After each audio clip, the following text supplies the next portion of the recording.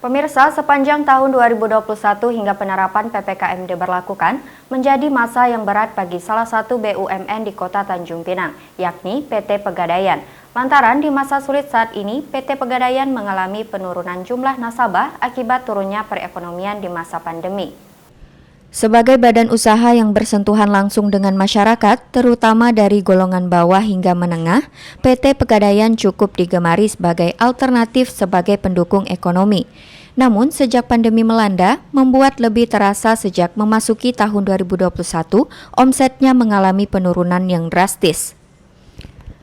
Saat sebelum pandemi melanda, Pegadaian kerap menjadi solusi bagi para pedagang atau pelaku UMKM untuk meminjam modal usaha dengan jaminan emas.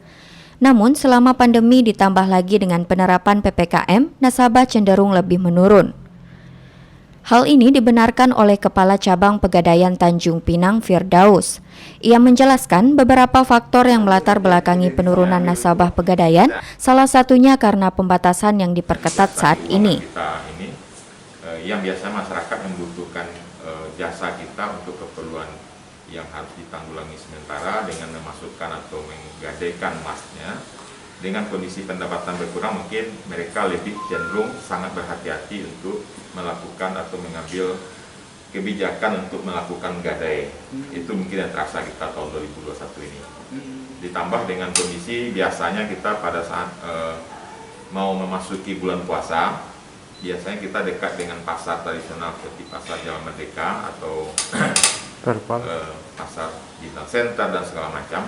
Itu kita merasakan sekarang pada saat mau puasa itu masyarakat pedagang agak terasa tidak begitu banyak melakukan transaksi gadai. Biasanya mereka melakukan pembelian atau melakukan membeli barang yang akan dijual kembali di Tanjung Pinang seperti ke Jakarta, ke Blok Tanah Abang, ke Mangga 2. Itu mungkin agak terasa agak berkurang.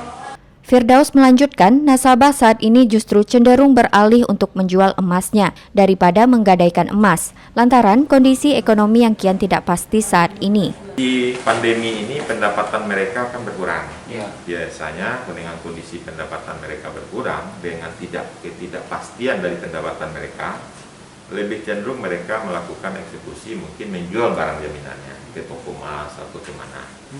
Karena dia berharap kalau seandainya kita menggadai akan ada otomatis ada harapan kita mendapatkan uang kembali bulan depan segala macam untuk ditebus. Tetapi karena kondisi pandemi ini kondisinya tidak jelas, ketidakjelasan ini mungkin keputusan yang diambil oleh konsumen lebih banyak untuk menjual. Diketahui saat ini, pemerintah mulai melonggarkan sedikit aturan dalam PPKM lanjutan hingga 2 Agustus mendatang. Dengan pelonggaran pembatasan, diharapkan dapat menjadi angin segar bagi para pelaku usaha, khususnya UMKM untuk kembali bangkit dari keterpurukan di masa pandemi yang belum kunjung pulih.